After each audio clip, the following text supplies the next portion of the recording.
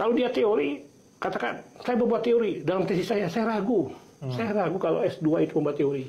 Anggaplah iya, S2 itu membuat teori. Dalam Imaduddin ini, apakah dia mahasiswa pasca sarjana yang sudah lulus di uji tesisnya? Kampus mana? Terus apakah sudah memenuhi data penelitian atau bahan penelitian, dan dengan sistem penelitian yang demikian ketatnya mengatur tentang masalah metodologi. Kemudian bangunan teori apa yang digunakan sehingga dia memiliki kerangka berpikir yang pada akhirnya mengantarkan penelitiannya kepada kesimpulan sebagai jawaban penelitiannya. Di sini penelitiannya kan objektif, tidak berdasarkan prasangka-prasangka buruk. Walaupun ada asumsi, tapi asumsi itu bisa diukur. Tentunya terkait dengan variabel penelitian. Nah, dari judulnya saja penelitian itu sudah tergambarkan.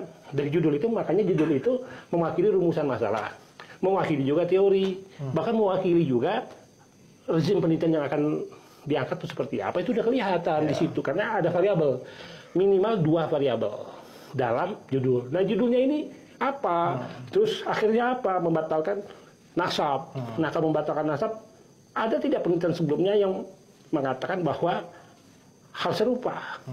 Nah, tentu penelitian sebelumnya itu tidak bisa yang sebangun dengan dia. Yang sebangun dengan dia itu tidak bisa dimasukkan. Kalau hanya berdasarkan data yang sedikit, itu tidak bisa. Karena dia harus melakukan penelitian lapangan juga. Kalau mau fair, penelitian lapangan itu demikian susah dan membuat kita pusing. Karena ada penelitian itu menyangkut dengan penelitian sejarah, dikaitkan penelitian empiris lainnya dengan mengambil responden dalam satu populasi, dan itu terkait dengan kegunaan daripada penelitian itu. Hasilnya seperti apa? Nah, ini kalau dia bukan tesis, dinyatakan tesis, berarti itu adalah berita bohong. Oke, baik Bang. Tadi kita kembali ke unsur pasal 28 ya Bang, ayat 2 ya. Yang kalau saya tidak salah kan ada SKB juga sebelumnya ya, SKB 3 lembaga, ada kepolisian, kejaksaan, kemudian Kominfo, terkait dengan uraian pasal 28 ayat 2. Yang kalau 28-nya itu ujaran kebencian atau permusuhan. Di ayat 2, di ayat 3-nya itu kebohongan. Ya. Di ayat 2-nya itu kan memang yang harus menjadi fokus titik pembuktian itu terkait dengan adanya motif, benar Bang? Motif bahwa ada tindakan mengajak, menghasut sehingga muncul kebencian begitu Bang? Enggak gini, itu unsur bukan motif, karena disebutkan secara ekspres verbis. Oh, dia jadi unsur ya? Unsur, ketika disebutkan secara terlak, dia menjadi unsur. Jadi kesengajaan, itu kan ada coraknya. Disebutkan itu dengan sengaja dan tanpa hak. Nah, itu dulu. Kalau disebutkan dengan sengaja, hampir seluruh pakar hukum dari zaman dulu sampai sekarang, itu ada 3 kandungan di situ. Dengan masuk akhrohmah, kedua dolus directus sadar kepastian, ketiga dolus eventualis sadar kemungkinan. Nah, ini kita perlu tahu. Kalau dengan maksud seseorang mengetahui, menghendaki baik perbuatan maupun akibat. Perbuatan dan akibat diketahui, dikehendaki. Itu dengan maksud tuh akhrohmah. Orang membunuh direncanakan. Berarti memang dikehendaki, diketahui baik perbuatan maupun akibatnya. Matinya orang dikehendaki juga, diketahui juga.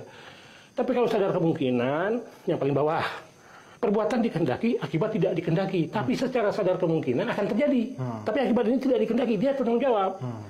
Misalkan, seseorang punya KTP, punya motor, tapi tidak memiliki SIM, tidak memiliki STNK. Ada lampu merah, ada polisi. Karena dia tidak punya SIM, tidak lampu merah, ada razia, dilabras ini lampu merah untuk menghindari razia. Ketika dilabras lampu merah, maka orang lewat. Kemungkinan orang lewat akan tertabrak. Kalau tidak masuk rumah sakit, kalau tidak berkuburan meninggal. Kemungkinan itu tidak dikehendaki, tapi dia wajib bertanggung jawab. Ada lagi sadar kepastian, dolus rectus. Kalau sadar kepastian lebih naik sedikit antara kemungkinan dan dengan maksud. Perbuatan dikehendaki, akibat tidak dikehendaki, tapi pasti terjadi. Nah, dulu tuh ada di putusan Hogarth itu kasus Thomas Van Havens. Jadi dinamit memang dimasukkan ke kapal untuk dikirimkan. Maksudnya dinamit ini akan diledakkan. Motivasinya adalah agar dapat asuransi ledaknya kapal ini. Tetapi karena ceroboh awak kapal mengangkat dinamit tidak pada tempatnya sehingga jatuh meledak. Tapi itu secara pasti akan terjadi kalau dinamit itu meledak di kapal, kapal pasti hancur. Akibat tidak dikehendaki, dia bertanggung jawab. Thomas Van Havens. Nah, terkait dengan Imaduddin, kalaupun seandainya jikalau dia tidak menghendaki adanya kerusuhan, tapi secara kepastian atau secara kemungkinan dia wajib dipidana. Karena secara kepastian, secara kemungkinan pernyataan itu akan berimplikasi di masyarakat berupa timbulnya kerusuhan, mengganggu ketertiban. Dia wajib dipidana. Terkait dengan itu tadi Bang, kembali kepada unsur yang mengajak itu ya, menghasut kebencian. Itu bentuknya perbuatannya apa Bang? Dari yang tadi Abang sebutkan itu. Mengajak, menghasut, itu kan dari ucapan.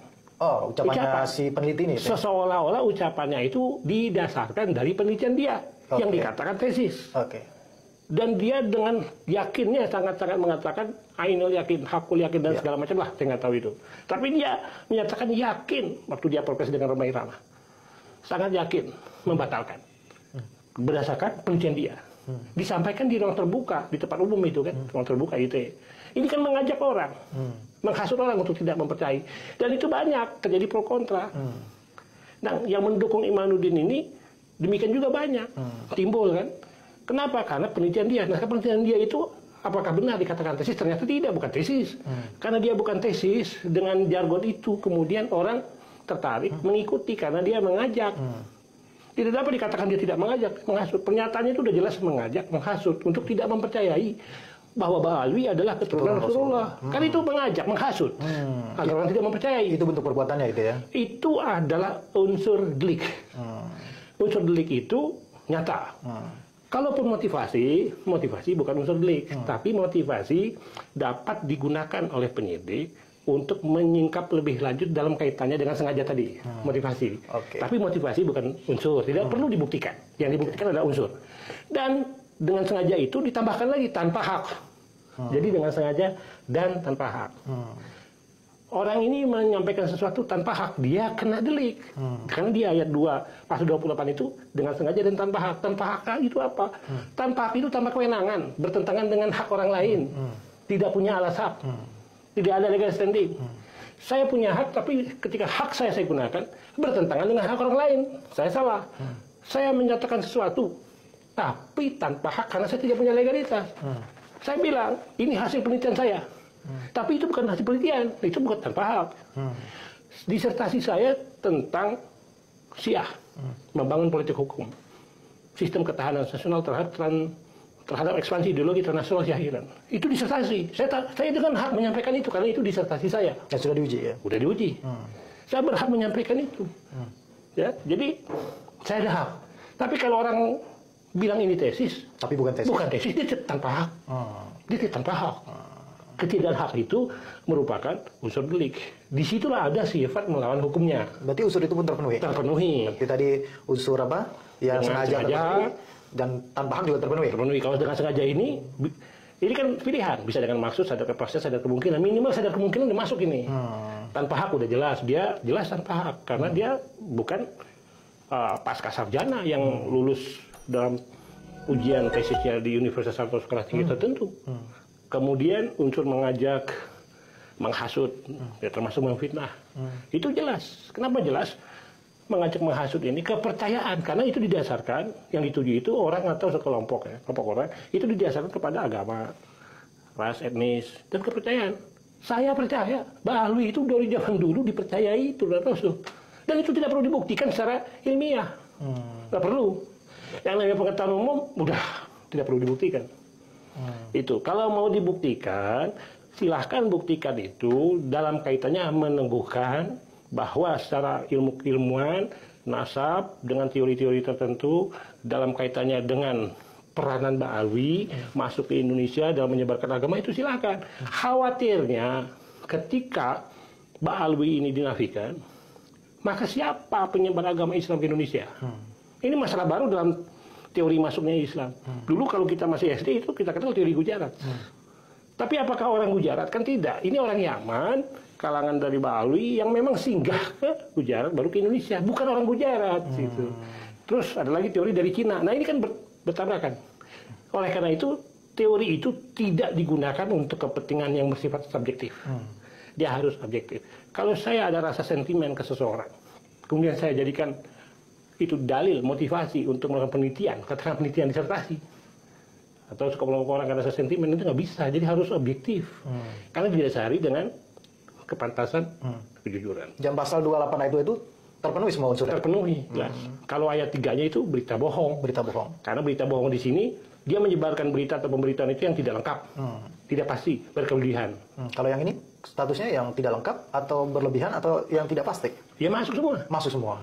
Tidak pasti itu bukan tesis. Tidak lengkap, berkelebihan, tidak lengkap ya. Tidak lengkap data penelitiannya. Ya tadi dikatakan hanya 2 buku itu ya. Data penelitian ini terkait metodologi, terkait dengan teori, berkelebihannya itu dengan statement yang begitu hakul yakinnya disampaikan, bukan keturunan Nabi. Itu membatalkan seluruh kepercayaan mayoritas penduduk Indonesia yang dari zaman dulu mempercayai itu. Nah ini kan suatu hal yang sangat bertentangan dengan akal sehat.